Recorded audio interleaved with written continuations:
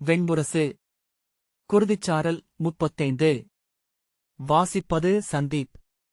கரேணுமதியின் அருகே மஞ்சத்தில் அமர்ந்திருந்த பிந்துமதி காலடியோசை கேட்டு எழுந்தாள். அவளுக்கு நன்கு தெரிந்த இரட்டைக் காலடியோசை. மாலதி உள்ளே வந்து, அரசர்கள் வந்திருக்கிறார்கள், அரசி, என்றாள். அவள் ஒன்றும் சொல்லாமல் தலையசைத்தாள். நகுலனும் சகதேவனும் உள்ளே வந்ததும் பொதுவாக தலை வணங்கி சுவர் ஓரமாக விலகி நின்றாள். நகுலன் கரேணுமதியின் அருகே குறிப்பிடத்தில் அமர்ந்து அவள் கைகளை தன் கைகளுக்குள் எடுத்துக்கொண்டான். சகதேவன் பிந்துமதியிடம் எப்படி இருக்கிறார்கள் என்றான். துயில்கிறார்கள். உளக்கொந்தளிப்பு என்று மருத்துவச்சி சொன்னாள். அகிபீனா அளிக்கப்பட்டிருக்கிறது என்றாள் பிந்துமதி. சகதேவன் தலையசைத்த பின் வெளியே செல்ல பிந்துமதி அவனைத் தொடர்ந்து வெளியே நடந்தாள். அங்கே நின்றிருந்த பீமனைக் கண்டு கால் தளர்ந்து சுவர் சாய்ந்து நின்றாள். சகதேவன் விலகிச் சென்று நிற்க பீமன் அவளை நோக்காமல் தாழ்ந்த குரலில், என்ன ஆயிற்று அவர்களுக்கு என்றான். பிந்துமதி, எனக்கெப்படி தெரியும் என்றாள். அவளுடைய அந்த எரிச்சல் அவனிடமும் உடனே எரிச்சலை உருவாக்கியது. திரும்பி தன் சிறிய கண்களால் அவளை நோக்கி, அவையிலிருந்து அவர்கள் பேசியவை எந்த அரசியும் பேசாதவை. தான் வந்த குலத்தை இழித்துரைப்பதில்லை குலமகள்கள் என்றான். ஆம், மலையில் எலி பிடித்துண்ணும் குலமகள்கள் நாவடங்கிக் கிடப்பார்கள் என்றாள் பிந்துமதி. அவளிடம் என்ன பேசுவது என்னும் திகைப்பு பீமன் முகத்திலெழுந்தது. எதிர்ச்சொல் எடுக்கையில் மட்டுமே தன் உள்ளம் கூர்மை கொள்வதை அவள் உணர்வாள். அவன் சொல்லப்போவதை நோக்கி அவள் செவி கொடுத்து விழிசிரித்து உதடுகளைச் சுழித்தபடி நின்றாள். நான் மேலும் எதுவும் சொல்ல விழையவில்லை. சேதி நாட்டு அரசியின் உளக்குதிப்பு எதுவானாலும் அன்னையிடமோ பிறரிடமோ உரைக்கட்டும். அவர்களுக்கு உகந்த எதையும் ஆற்றவே இங்கே நாங்கள் உள்ளோம் என்றான். சிறைப்பட்டிருப்பவர்களுக்கு நல்லுணவும் ஆடையும் கவரியும் மஞ்சமும் எதற்கு என்றாள் பிந்துமதி. சிறைப்பட்டிருக்கிறோம் என்பதைத்தான் அவை நாளும் பொழுதும் நினைவூட்டும். பீமன், சிறைப்பட்டிருக்கிறீர்களா? அப்படியென்றால் உங்கள் விடுதலை என்ன என்று கூறுக, நான் அதை அளிக்கும்படி சொல்கிறேன் என்றான். அவள் தலை திருப்பிக் கொண்டாள். என்ன வேண்டும் உங்களுக்கு? சேதி நாட்டுக்கு திரும்பிச் செல்ல விழைகிறீர்களா என்றான் பீமன் மீண்டும். அங்கே எங்களுக்கு முடியுரிமை இல்லை என்றாள் பிந்துமதி. அவன் பற்களைக் கடித்தபடி, சரி, முடிகொண்ட மன்னர் எவரையேனும் மணக்க விருப்பம் என்றால் அதையும் அறிவிக்கலாம். சேதி நாட்டில் அது இயல்வதுதான் என்றான். அவள் சினத்துடன் ஏறிட்டு நோக்கி உதடுகள் வஞ்சத்துடன் சுருங்க, நாங்கள் இன்று பொருளற்ற உடல் கொண்டவர்களாகிவிட்டோம். அதை உங்கள் விழி சுட்டிக்காட்டுகிறது என்றாள். நாடுனர் உண்டு நலமழிந்த மலர்கள் பாதையில் மிதிபடும் என்பார்கள் சூதர். பீமன் தன்னை அடக்கி, நீ வீணே சொல் பெருக்கிக் கொள்கிறாய் என்றான். ஆம், இந்த உள்ளத்தை வைத்துக் கொண்டு என்னதான் செய்வது என்றாள். அவன் அவள் முகத்தை நோக்க அவள் விழிதிருப்பிக் கொண்டாள். அவனை புண்படுத்த வேண்டும் என்று அவள் உள்ளம் மேலும் எழுந்தது. பீமன் மிகைசினம் கொள்ளாமல் மெல்லிய ஏளனம் கலந்த குரலில், இது உளச்சீர்குலைவு கொண்டவர்களின் வழக்கம். எத்தனை சுழற்றினாலும் இந்த திசை நோக்கியின் முள் வடக்கேதான் சென்று நிற்கும். பேசிப் பயனில்லை, நீயும் முது மருத்துவச்சியரிடம் பேசிப்பார் என்றான் பீமன். ஆகஸ்டு, எங்களை உளம் சிதைந்தவர்கள் என்று சிறையிலடைக்க எண்ணுகிறீர்கள் என்றாள் பிந்துமதி. அங்கே அஸ்தனபுரியின் புகழ்மிக்க சாளரம் உள்ளதே, இந்திரபிரஸ்தத்திலும் அப்படி சில சாளரங்களை உருவாக்குக, சொன்னது போதவில்லை என்று உளம் விம்ம சாளரங்களில் அமர்ந்தவர்கள் பேறு பெற்றோர். நேராக சிதைமேடை. பிற துயர்களேதுமில்லை அவர்களுக்கு என்றபோது அவள் குரல் உடைந்தது. மெல்லிய விம்மலோசை எழுந்தது. பீமன் தணிந்து, இதோ பார், உன்னை எவ்வகையிலும் துன்புறுத்த நான் இங்கு வரவில்லை. உங்கள் அவை குரல்களால் சினம் கொண்டேன், ஆனால் அவை கலைந்ததுமே அந்த உணர்வுகளை புரிந்து கொண்டேன். எங்கள் மேல் பிழைகள் உண்டு, எங்களுக்கு கற்பிக்கப்பட்டவற்றை செய்தமையால் எழுந்த பிழைகள். ஆண் என்றும் அரசுகொடி என்றும் நாங்கள் கொண்ட ஆணவத்தால் ஆற்றப்பட்ட பிழைகள். அறியா பிழைகள். அவையனைத்துக்கும் உன்னிடம் பொறுத்தருள்கையை கோர வேண்டுமென்றே வந்தேன் என்றான்.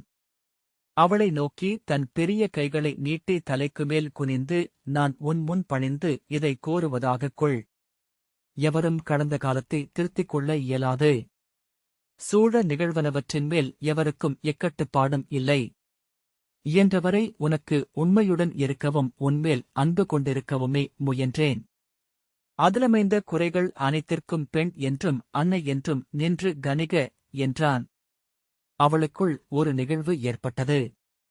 அதை சொல்லி அக்கணத்தில் அதுவரை அறிந்திருக்காத புதிய ஓர் உலகுக்குச் செல்ல முடியும் என்று அவள் அகம் அறிந்திருந்தது. ஆனால் அதை எப்படி சொல்வடிவாக்குவதென அவள் அறிந்திருக்கவில்லை. அவள் முகத்தசைகள் பயின்றிருந்து நிறைவென்மையும் கசப்பும் காட்டும் தோற்றத்தை மாற்றிக்கொள்ளவும் இயலவில்லை. அவள் எண்ணியிராமலேயே பிந்துமதி உதட்டை மட்டும் மெல்ல சுழித்தாள். அந்தச் சிறுசெயல் அவன் கொண்ட அனைத்து நிகழ்வுகளையும் அழித்தது. அவனுள் அனல் பற்றி எரியச் செய்தது. தன்னுள் எழுந்து புதிய உணர்வு நிலையை விந்தையுடன் நோக்கிக் கொண்டிருந்தமையால் அவள் அதை அறியவில்லை. அத்தருணம் மிகத் தெளிவாக அவளுக்குத் தெரிந்தது. செய்ய வேண்டியதெல்லாம் ஒரு கனிவுச் சொல் எடுத்தல், அல்லது ஒரு மென்தொடுகை, அல்லது ஒரு விழிநீர்த்துளி. ஆனால் அவளுள் இருந்த ஒன்று மேலும் ஒரு அடி முன்னகர ஏங்கியது. அவனிடமிருந்து இன்னொரு துளி கண்ணீரை நாடியது. அடிமைகளுக்கு அன்பு காட்டும் உரிமை அளிக்கப்படுவதுண்டா என்ன என்றாள். விழிதூக்கிய போது அவன் விழிகளில் தெரிந்த துணுக்குரலையும் சீற்றத்தையும் கண்டபோது அது ஏன் என்று அவளுக்கு புரியவில்லை. ஆனால் உள்ளம் எச்சரிக்கை கொண்டது.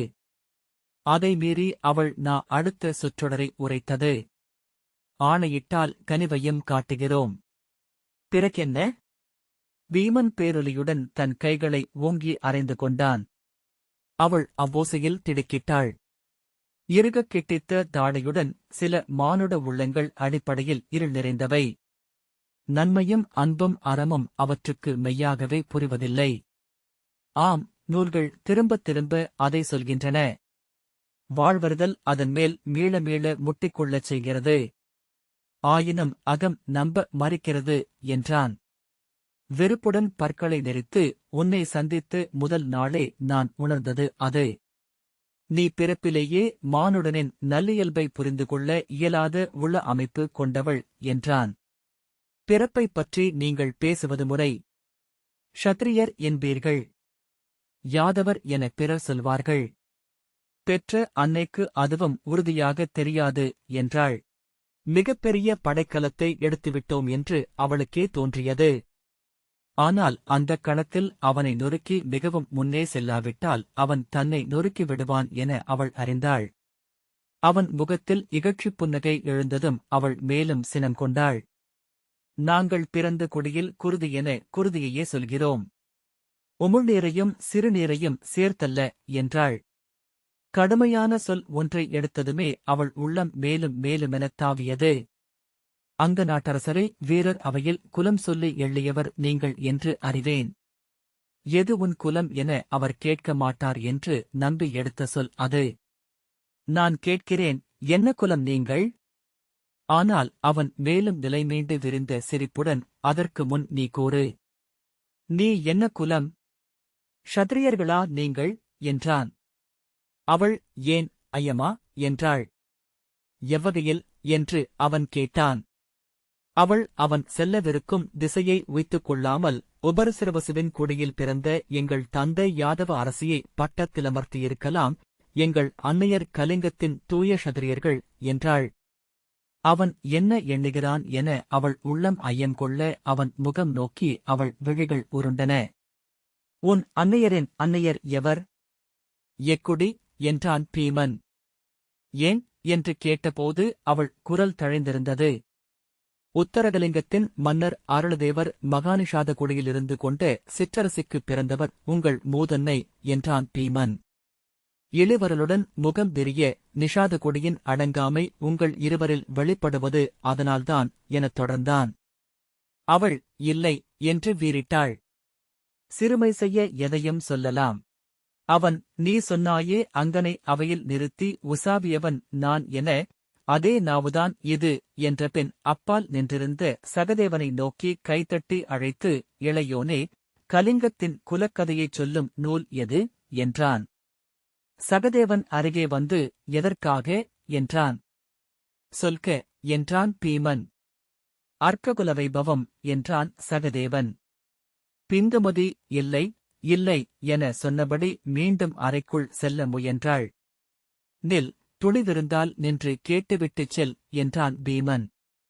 நான் எதையும் அஞ்சவில்லை என்றாள் பிந்துமதி. அவ்வாறென்றால் நில், கேட்டுவிட்டுச் செல் என்றான்.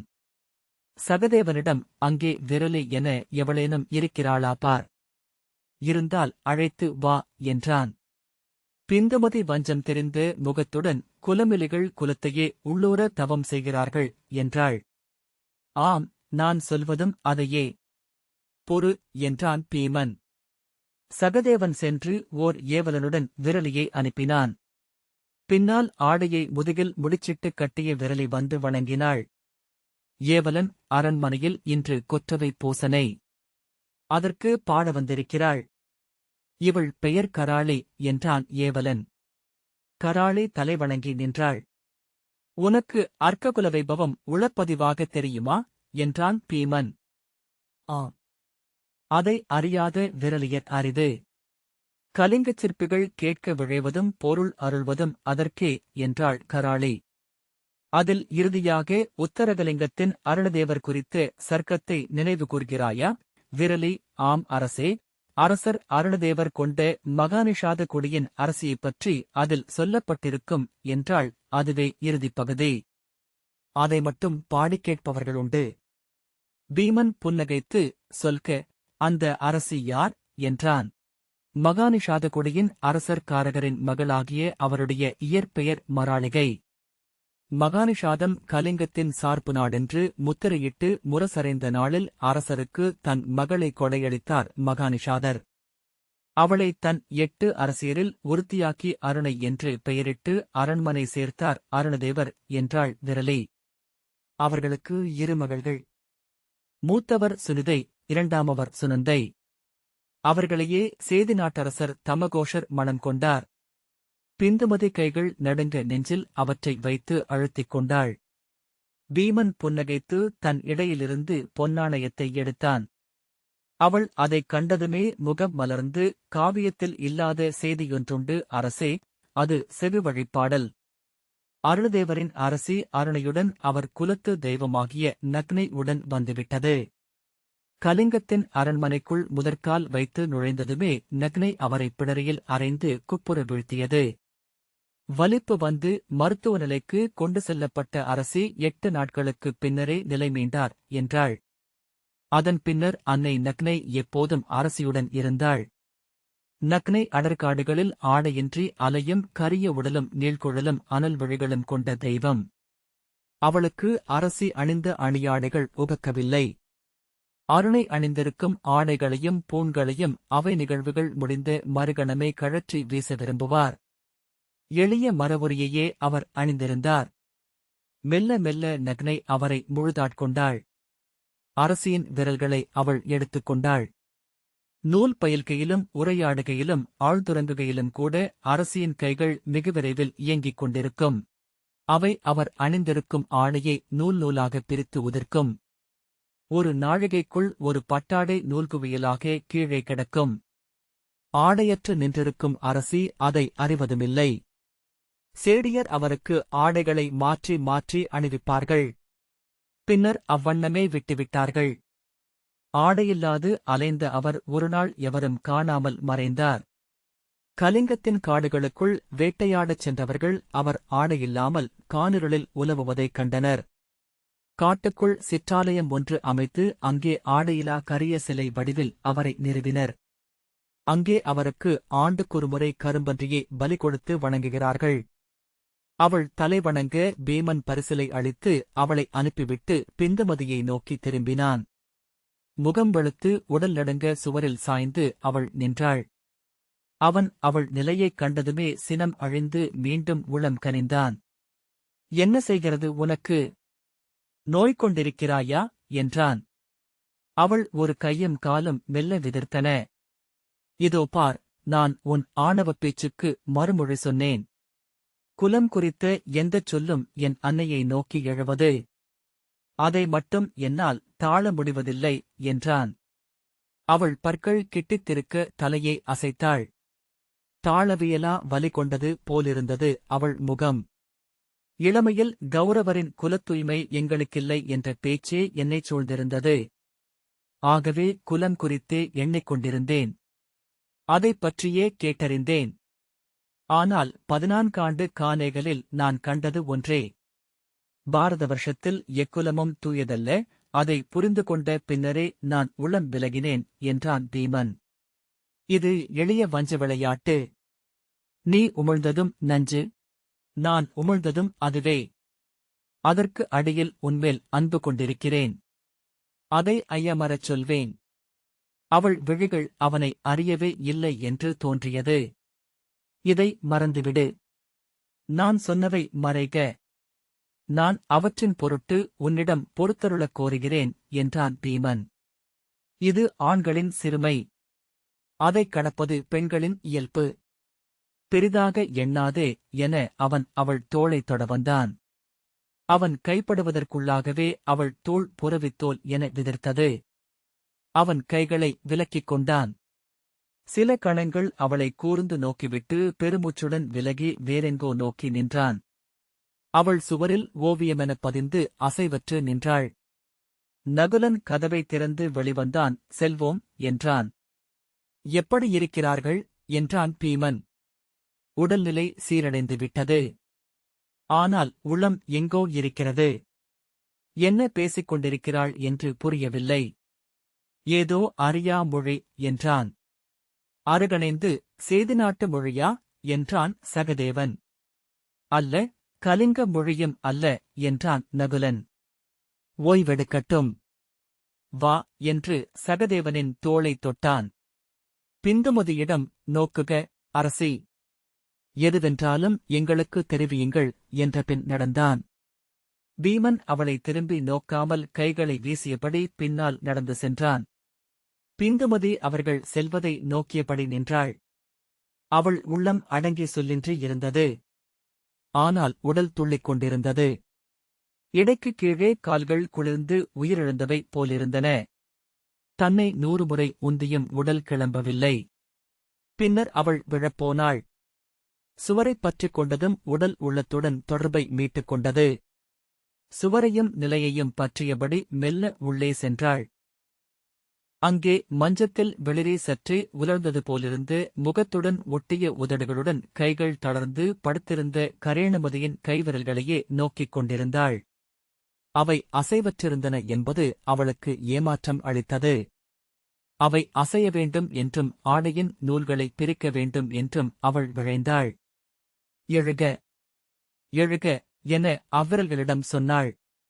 அவை மெழுகாலானவை போலத் தெரிந்தன.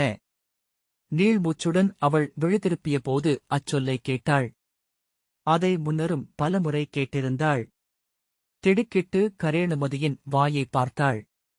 அதில் சொல்லெழுந்திருப்பது மெல்லிய அசைவு எஞ்சியிருப்பதிலிருந்து தெரிந்தது. அந்த வாயையே நோக்கிக் கொண்டிருந்தாள். அவள் உடல் உலுக்கி அசைய உதடுகள் குவிந்து இன்னொரு சொல்லை சொல்லின. அதையும் அவள் பலமுறை கேட்டிருந்தாள். அது ஒரு சொல் என்று தோன்றியதே இல்லை. அன்னை சொல்லியிருக்கிறாளா அதை? சிற்றன்னையா?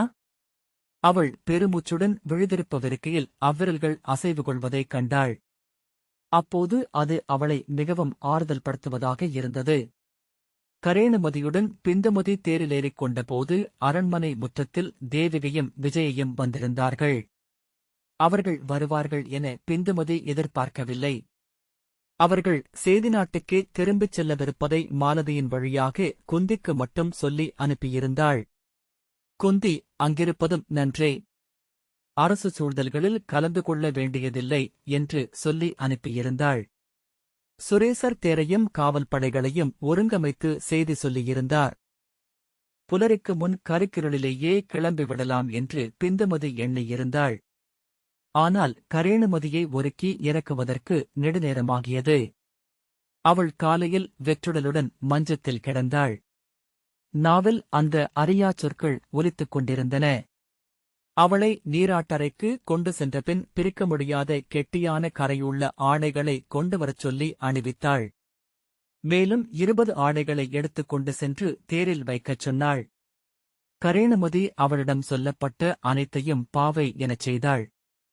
ஆனால் அவள் நாவில் அச்சொற்கள் அவ்வப்போது எழுந்தன.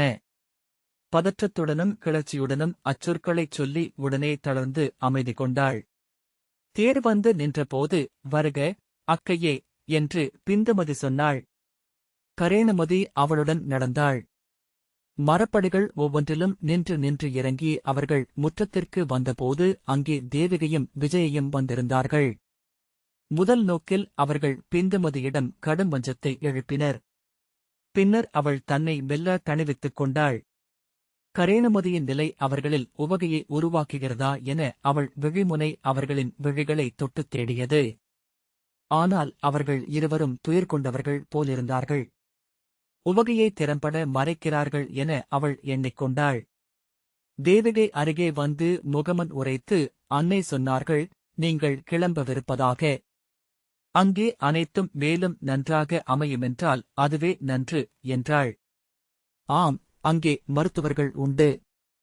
பெருநகரம், ஷத்ரியர்களின் தொல்நிலம் என்பதனால் அனைத்தும் அங்கே முதிர்வு கொண்டுள்ளன, என்றாள் பிந்துமதி. விஜயை, ஆம், அவ்வாறுதான் கேட்டோம், என்றாள். பிந்துமதி, எங்கள் மைந்தன் வந்தானென்றால் மட்டும் செய்தி சொல்க. அவனை ஒருமுறை நோக்க நாங்கள் விரும்புகிறோம். அவன் போருக்குச் செல்வான் என்றால் அதற்கு முன் எங்களிடம் வந்து வாழ்த்து பெற்றுச் செல்ல வேண்டும், என்றாள்.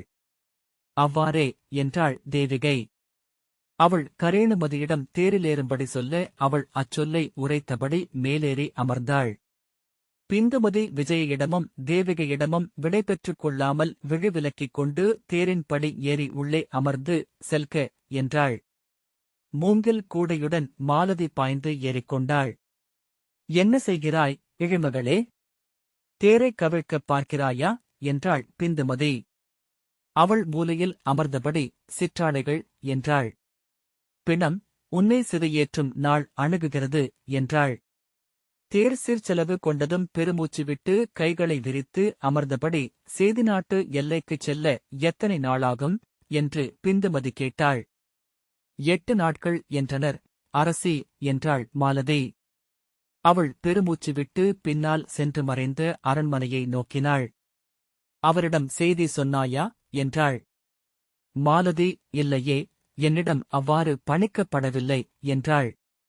அறிவிலி, நான் அன்னையிடம் சொல்லச் சொன்னேன். அவர் சொல்லியிருப்பார், என்றாள். மாலதி, ஆம், என்றாள். அவள் மாலதியை சினத்துடன் நோக்கிவிட்டு விழிகளை விலக்கிக் கொண்டாள். பீமன் முற்றத்திற்கு வர வாய்ப்பில்லை என்று அறிந்திருந்தாலும் சகதேவனும் நகுலனும் முற்றத்திற்கு வருவார்கள் என அவள் எதிர்பார்த்தாள். ஒருவேளை பீமனே கூட வரக்கூடும். வருபவன்தான் அவன். அவனுள் எளிதில் கனியும் பெண்ணுள்ளம் இருப்பதை அவள் உள்ளறிந்திருந்தாள். அவன் ஓரிரு நற்சொற்கள் சொன்னால் கூட உளங்குழைந்து அங்கேயே அழுதுவிட்டிருக்கக்கூடும். அவன் நெஞ்சில் முகம்பதித்து விம்மி எழுதிருக்கக்கூடும். ஆனால் அதுவும் ஐயமாகவே இருந்தது. அந்த நாடகம் உள்ளத்தில் ஓடிக்கொண்டிருக்க வஞ்சமும் ஆணவமும் நிறைந்த சொற்களை அவள் உரைத்திருக்கும். இன்னுமொரு வெறுப்புரையின் தருணம்தான் நடிக்கப்பட்டிருக்கும். ஆனால் ஒருவேளை அவனை மீள முடியாதபடி நெஞ்சில் தாக்கிவிட்டு அவள் கிளம்பியிருக்க இயலும். அது எஞ்சிய வாழ்நாளெல்லாம் அவள் எண்ணி மகிழும் ஓர் இனிமையாக உடன் வந்திருக்கக்கூடும். எஞ்சிய வாழ்நாளா? அப்படியென்றால் இனி வரப்போவதே இல்லையா? இல்லை என அவள் உள்ளம் நன்கறிந்திருந்தது. அம்முடிவை எண்ணி எடுக்கவில்லை, அம்முடிவு அவளுள் எப்போதும் இருந்தது என்பதை கண்டடைந்தாள். அவர்கள் புரவியில் தொடர்ந்து வருவார்கள் என்ற எண்ணத்துடன் அவள் ஒழுகி மறையும் சாலையை நோக்கிக் கொண்டிருந்தாள். காலையொளி எழத் தொடங்கியிருந்தது. வணிகர்கள் கடைகளை திறந்து கொண்டிருந்தனர். ஆலயம் சென்று மீளும் பெண்கள் சாலை எங்கும் நடந்து கொண்டிருந்தனர். காலையா மழையிருளா என ஐயம் வந்தது. ஒரு யானை குளித்த கருமையுடன் எதிரே வந்தது. அந்தணர்குழு ஒன்று வெண்ணிற ஆடையுடன் கடந்து சென்றது. கோட்டையைக் கடந்து பெருஞ்சாலையை அடைந்து 2 காவல் கோட்டங்களை தாண்டுவது வரை அவள் சாலையையே நோக்கிக் கொண்டிருந்தாள். பின்னர் நீள்மூச்சுடன் தளர்ந்து அமர்ந்து கண்களை மூடிக்கொண்டாள். எரிச்சல் ஊறத் தொடங்கியது. அவள் தேரில் அமர்ந்து விழியோட்டி தேடுவாள் என்று அவனுக்குத் தெரியும். தெரிந்தமையால்தான் வராதிருந்தான். அவன் அவளிடம் சொல்கிறான், அவள் அவனுக்கொரு பொருட்டு அல்ல என்று. அவள் வந்த நாள் முதல் அவன் சொன்னதெல்லாம் அதுவே. அவள் அவனிடம் அதற்கான மறுமொழியைத்தான் சொல்லிக் கொண்டிருந்தாள். திரும்பிச் செல்ல ஆணையிட வேண்டும் என ஒரு கணம் உளமெழுந்தது. அவனை நேரில் கண்டு அம்முகத்தில் உமிழ்ந்தபின் திரும்பி தேரிலேற வேண்டும். அல்லது அவன் முன் சங்கரித்துச் செத்து விழ வேண்டும். கூறிய சொல் கூட எடுக்காமல் இப்படி கிளம்பியது அறிவின்மை. இது ஒளிந்தோடுதல். அதைக் காணவே அந்த இழிகுலத்துப் பெண்கள் முற்றத்திற்கு வந்தனர். இந்நேரம் அவர்கள் அந்நிகழ்வை தங்கள் குழந்தைகளிடம் சொல்லி சிரித்துக் கொண்டிருப்பார்கள். அவள் திரும்பி நோக்கியபோது கரேணுமதி கீழாடை இல்லாமல் அமர்ந்திருந்தாள். என்னடி செய்கிறாய்? உன்னைத்தான் என்று கூவியபடி அவள் மாலதியை எட்டி உதைத்தாள். மாலதி வெளியே நோக்கிக் கொண்டிருந்த விழிகளை திருப்பி கரேணுமதியை நோக்கிய பின் எழுந்து கூடையிலிருந்து ஆடையை எடுத்து கரேணுமதிக்கு அணிவித்தாள். பிந்துமதி தன் காலில் நூல்கள் இடறுவதை உணர்ந்து கீழே நோக்கினாள். வெண்புழுக்கள். அவை எங்கிருந்து எழுகின்றன? இவள் உடலுக்குள் இருந்தா?